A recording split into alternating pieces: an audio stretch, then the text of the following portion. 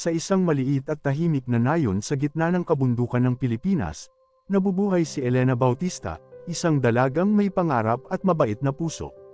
Sa edad na 17, siya ang tumatayong pangalawang magulang ng kanyang nakababatang kapatid na si Mateo, matapos pumanaw ang kanilang mga magulang ilang taon na ang nakalipas.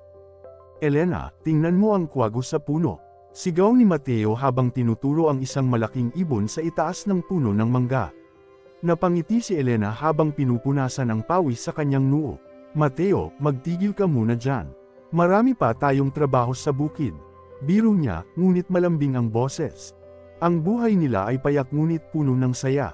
Sa kanilang maliit na kubo, masaya nilang pinagsasaluhan ng simpleng hapunan na galing sa ani ng kanilang bukid. Sa gabi, laging nagkukwento si Elena ng mga alamat sa kanilang lugar, tungkol sa mga diwata sa gubat at mga mandirigmang lumalaban para sa kanilang kalayaan. Ngunit ang katahimikan ng nayon ay naputol isang araw nang marinig nila ang alingawngaw ng mga putok ng baril mula sa kalayuan. Ano yun, ate? Tanong ni Mateo, na hawak ang kanyang laruan na yari sa kahoy. Si Elena, naramdam ang kaba sa kanyang dibdib, ay hinawakan ang kamay ng kapatid. Huwag kang mag-alala, ligtas tayo rito. Ngunit hindi niya alam na ang giyera ay malapit nang magdala ng kadiliman sa kanilang buhay. Kinabukasan, dumating ang mga sundalong Hapon sa kanilang nayon.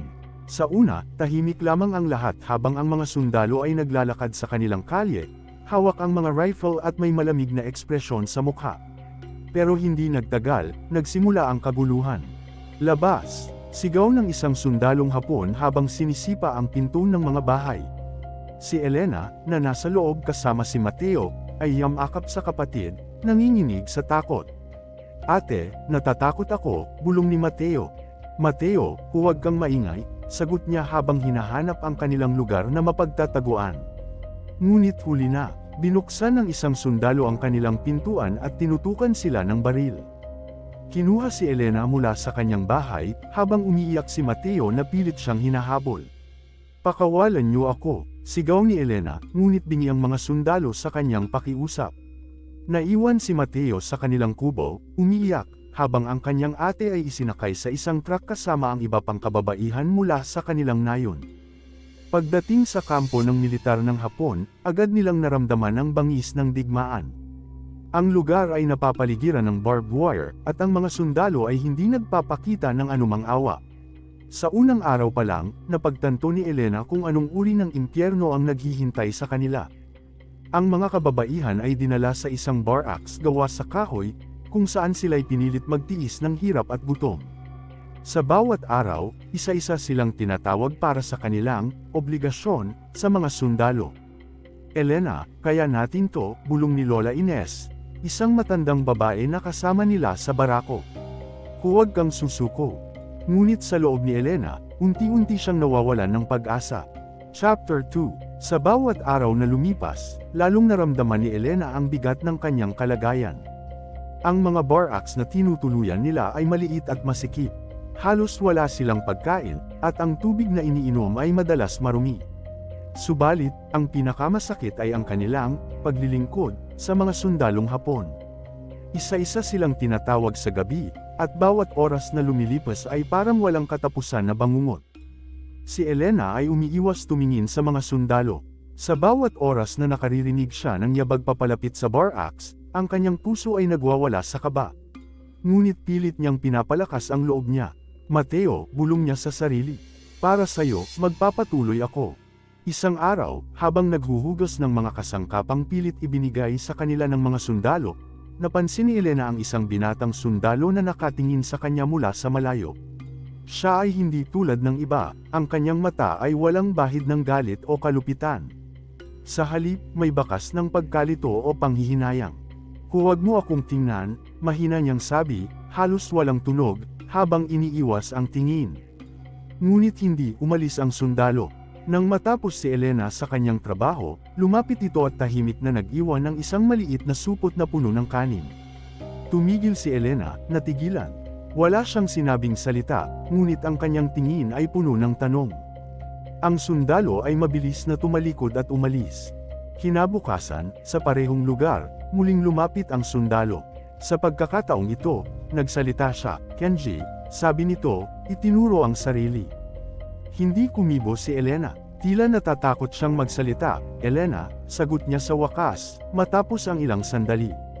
Simula noon, sa tuwing magkikita sila, si Kenji ay nagbibigay ng maliit na tulong kay Elena. Isang balot ng pagkain, bandage para sa sugat, o kahit simpleng tubig. Ngunit hindi nila kailanman inabot ang higit sa ilang salita sa isa't isa. Subalit, sa loob ng mga araw at linggong lumipas, unti-unting naramdaman ni Elena ang kakaibang uri ng ginhawa sa presensya ni Kenji. Sa gitna ng kadiliman at kahirapan, ang maliit na akto ng kabutihan mula sa kanya ay nagbigay sa kanya ng munting pag-asa. Isang gabi, matapos ang isang araw na puno ng hirap, lumapit si Kenji sa bar axe na tinutuluyan ni Elena. Sa mahina niyang tinig, tinawag niya ito mula sa labas, Elena. Nagdalawang isip si Elena kung lalapit ba siya, ngunit sa huli ay lumabas siya. Bakit ka narito? Tanong niya, mahina ngunit may halong galit. Mali ito, sagot ni Kenji sa kanyang simpleng Tagalog. Ang digmaan, ang ginagawa namin, mali ito. Hindi sumagot si Elena, napuno ang kanyang dibdib ng magkahalong damdamin, takot, galit, at bahagyang pagkaunawa. Bakit mo sinasabi sa akin ito? Isa ka rin sa kanila. Oo, sagot ni Kenji, na tila nahihirapan. Pero hindi ko ito gusto. Ayaw ko sa ginagawa nila sa inyo. Simula noon, naging mas madalas ang kanilang pag-uusap. Unti-unti nilang nalaman ang tungkol sa isa't isa. Ikinwento ni Kenji ang kanyang buhay sa Japan, ang kanyang pamilya na iniwan niya upang sumunod sa utos ng kanyang bansa. Ikinwento naman ni Elena ang tungkol kay Mateo, ang kanyang huling pamilya, na umaasa siyang makabalik balang araw. Ang kanilang ugnayan ay nanatiling lihim. Sa tuwing may pagkakataon, si Kenji ay gumagawa ng paraan upang tulungan hindi lamang si Elena kundi pati ang ibang kababaihan sa kampo. Subalit, sa tuwing ginagawa niya ito, nararamdaman ni Elena ang panganib. Kenji, huwag mo nang ituloy. Mapapahamak ka, babala ni Elena isang gabi habang nag-uusap sila sa dilim.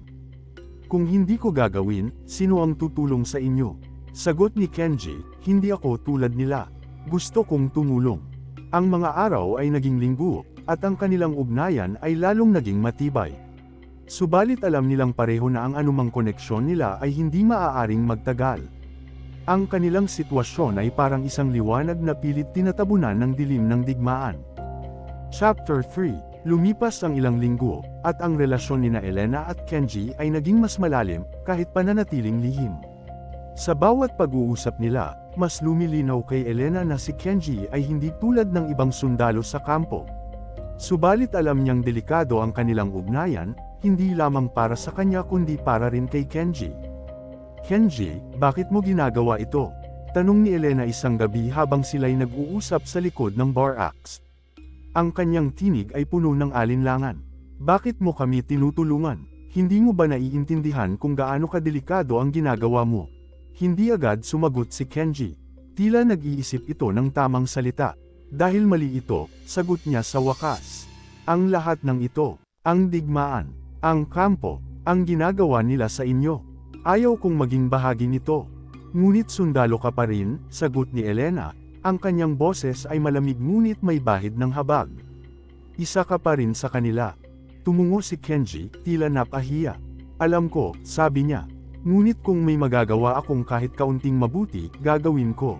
Isang araw, sa gitna ng kanilang pag-uusap, ibinunyag ni Kenji ang isang bagay na ikinabigla ni Elena. May narinig akong plano, sabi ni Kenji sa mahinang boses. Balak nilang tapusin ang kampong ito. Wala silang iiwanang buhay. Natigilan si Elena. Ano ang ibig mong sabihin?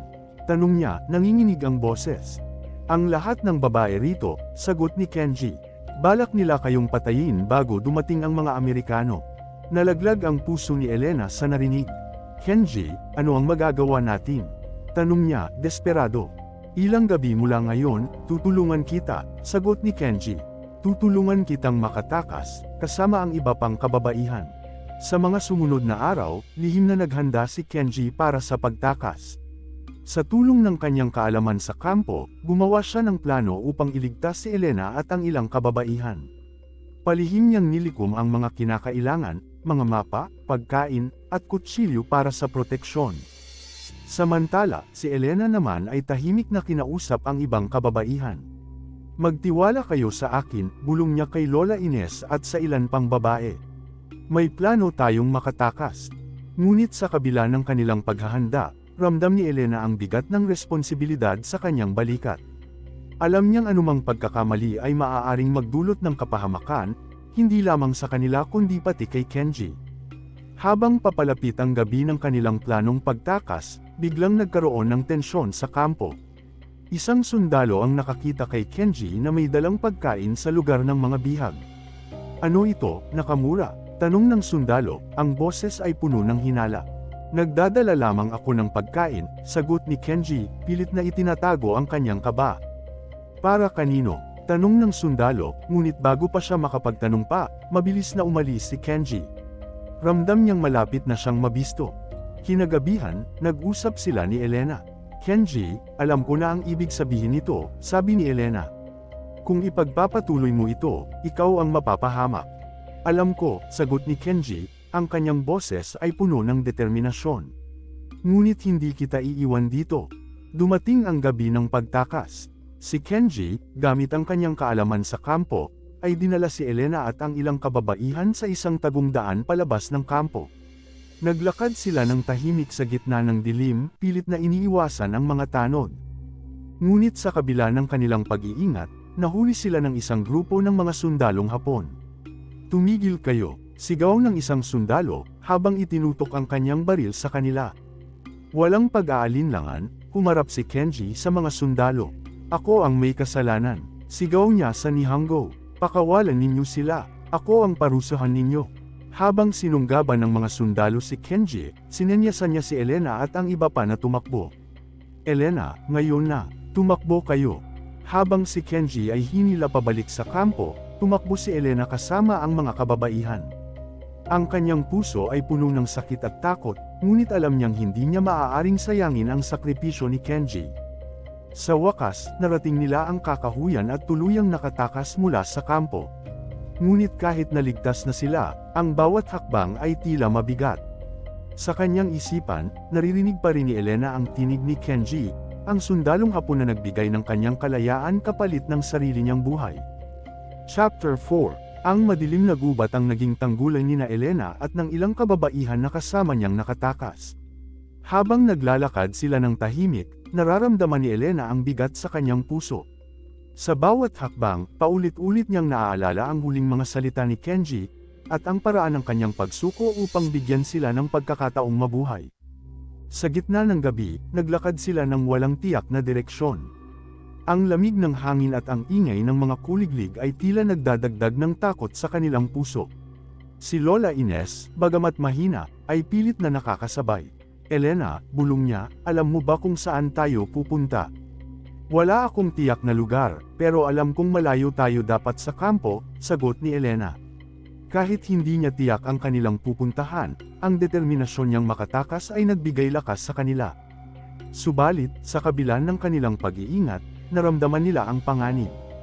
May mga yabag na naririnig mula sa di kalayuan, mga sundalong Hapon na naghahanap sa kanila. Mabilis! Dito tayo, sabi ni Elena habang hinila ang grupo patungo sa mas makapal na bahagi ng gubat. Habang nagtatago sila, naririnig nila ang sigaw ng mga sundalo. Hanapin sila, walang makakaligtas, sigaw ng isa. Naramdaman ni Elena ang matinding takot, ngunit pilit niyang pinanatili ang kanyang lakas para sa grupo. Huwag kayong magingay, utos niya sa mahina ngunit mariing tinig. Matapos ang ilang oras ng paghihintay, tuluyan ding tumigil ang mga yabag. Napabuntong hininga si Elena, ngunit alam niyang hindi pa sila ligtas. Kailangan nating lumayo pa, sabi niya sa grupo. Habang naglalakad sila palayo, muling sumagi sa isipan ni Elena ang ginawa ni Kenji.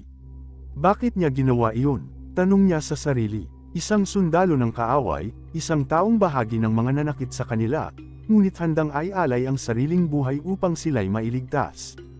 Elena, sabi ni Lola Ines, na napansin ang lungkot sa kanyang mukha. Hindi lahat ng tao ay masama. Ang ginawa ni Kenji ay patunay na kahit sa gitna ng digmaan, may natitira pang kabutihan. Hindi sumagot si Elena, pinilit niyang ituon ang kanyang isipan sa kasalukuyan, sa pagtakas at sa kaligtasan ng mga kababaihang kasama niya. Subalit sa kabila nito, naramdaman niyang bumibigat ang kanyang dibdib. Matapos ang 2 araw ng paglalakad, narating nila ang isang maliit na baryo na ligtas mula sa kontrol ng mga Hapon. Doon, tinulungan sila ng mga lokal na residente. Binigyan sila ng pagkain, tubig, at lugar upang makapagpahinga. Habang nagpapahinga, hindi mapigilan ni Elena na tumangis. Ang kanyang luha ay para sa lahat ng hirap na pinagdaanan nila, para sa mga kababaihang hindi nakaligtas, at higit sa lahat, para kay Kenji. Isang gabi habang nasa baryo sila, tahimik na inilabas ni Elena ang isang maliit na panyo na iniwan ni Kenji sa kanya bago sila tumakas. Nakaborda dito ang pangalan ni Kenji, isang simpleng alaala ng isang taong handang isugal ang buhay para sa iba. Kenji, salamat, bulong ni Elena habang mahigpit na hawak ang panyo. Hindi ko malilimutan ang ginawa mo. Sa mga sumunod na araw, unti-unting bumalik ang lakas ni Elena. Sa tulong ng mga lokal, nagsimula siyang magtrabaho upang muling bumuo ng kanyang buhay. Ngunit sa kabila ng lahat, alam niyang hindi niya maaaring baliwalain ang nangyari. May mga babae pa ring nasa kampo, sabi ni Elena kay Lola Ines. Hindi ko sila pwedeng iwan. Kailangang malaman ng mundo ang nangyari sa kanila. Si Elena, na dati isang simpleng dalaga mula sa nayon, ay naging tagapagsalita para sa mga kababaihang nawalan ng boses. Ginamit niya ang kanyang karanasan upang ipaglaban ang hustisya para sa mga tulad niya. Chapter 5. Ilang taon ang lumipas mula nang makaligtas si Elena mula sa kampo ng mga Hapon. Ngunit sa bawat araw, ang alaala ng kanyang pinagdaanan ay nananatili. Ang digmaan ay natapos, ngunit ang mga sugat na iniwan nito, sa katawan, sa isip, at sa puso, ay tila hindi maghilang. Isang araw, matapos ang mahabang panahon ng pagkakahiwalay, bumalik si Elena sa kanilang nayon. Ang dating payapang lugar ay nagbago na, maraming bahay ang nasira, at marami sa mga residente ay hindi na nakabalik. Subalit sa kabila ng lahat, nakita niya si Mateo, na ngayon ay isang binatilyo. Ate Elena, sigaw ni Mateo habang patakbong niyakap siya. Ang yakap ng kapatid ang nagbigay kay Elena ng lakas upang ipagpatuloy ang buhay, sa kabila ng lahat ng kanyang naranasan. Mateo, sabi niya habang hinahaplos ang buhok nito, nandito na ako. Hindi na kita iiwan. Habang tahimik na namumuhay sa kanilang nayon, madalas sumagi sa isipan ni Elena ang alaala ni Kenji. Sa tuwing makikita niya ang panyo na iniwan nito, naalala niya ang kanyang sakripisyo. Kenji, sana ay nasa payapa ka na, bulong niya habang nakatingin sa malayo. Hindi niya maalis ang sakit ng pagkakaalam na hindi na niya makikita si Kenji. Ngunit sa kabila ng lahat, nagbigay ito ng inspirasyon sa kanya na magpatuloy sa laban para sa hustisya. Hindi nagtagal, naging bahagi si Elena ng isang kilusan na naglalayong kilalanin ang pinagdaanan ng mga kababaihang tulad niya, ang mga tinatawag na comfort women. Ginamit niya ang kanyang boses upang ikwento ang kanilang mga karanasan, hindi lamang para sa kanilang sarili, kundi para rin sa mga tulad ni Kenji na may mabuting puso sa gitna ng digmaan. Ang digmaan ay hindi lamang laban ng mga sundalo, sabi ni Elena sa isang pagpupulong. Ito ay laban din ng mga taong naiipit sa gitna. Maraming tulad namin ang nagdusa, ngunit hindi ito nangangahulugan na lahat ng sundalo ay masama. May mga taong tulad ni Kenji, na handang magsakripisyo para sa iba. Isang araw, habang nagbibigay ng panayam sa isang lungsod, may lumapit na isang matandang lalaki mula sa grupo ng mga tagapakinig. Ang kanyang itsura ay tila pamilyar, ngunit hindi niya agad matukoy. Nakamura Kenji, sabi ng lalaki habang nanginginig ang boses. Natigilan si Elena. Kenji, tanong niya, ngunit alam niyang imposible. Kapareho mo ang pangalan ng sundalong tumulong sa akin, sabi niya habang hawak ang panyo. Ang matandang lalaki ay ngumiti. Ako ang kanyang kapatid. Nalaman ko ang ginawa niya para sa inyo. Napaiyak si Elena sa narinig. Si Kenji, isang bayani siya, sabi niya. Bago umalis ang lalaki, iniabot niya kay Elena ang isang maliit na kahon. Sa loob nito ay isang sulat mula kay Kenji, na isinulat ilang araw bago siya nahuli. Elena, kung mababasa mo ito, ibig sabihin ay ligtas ka na. Huwag mong kalimutan na sa gitna ng dilim, may liwanag. Ang sakripisyo ko ay para sa inyong kalayaan. Ipagpatuloy mo ang laban para sa inyong bayan at para sa mga tulad mo na karapat-dapat sa hustisya. Salamat sa pagbibigay ng pag-asa sa isang sundalo na naligaw ng landas. Kenji, hawak ang sulat ni Kenji, muling nagkaroon ng lakas si Elena. Ang kanyang boses ay naging mas matatag, ang kanyang layunin mas malinaw. Hindi lamang niya ipaglalaban ang mga karapatan ng mga kababaihan, kundi pati ang alaala ng kabutihan na maaring umiral kahit sa gitna ng digmaan. Kenji, hindi kita malilimutan, bulong niya habang nakatingala sa langit. Sa huli, ang kwento ni Elena at Kenji ay naging simbolo ng pag-asa at pagkakaisa sa gitna ng kadiliman ng digmaan, isang paalala na ang liwanag ay maaaring magmula kahit sa pinakamadilim na sulok ng mundo.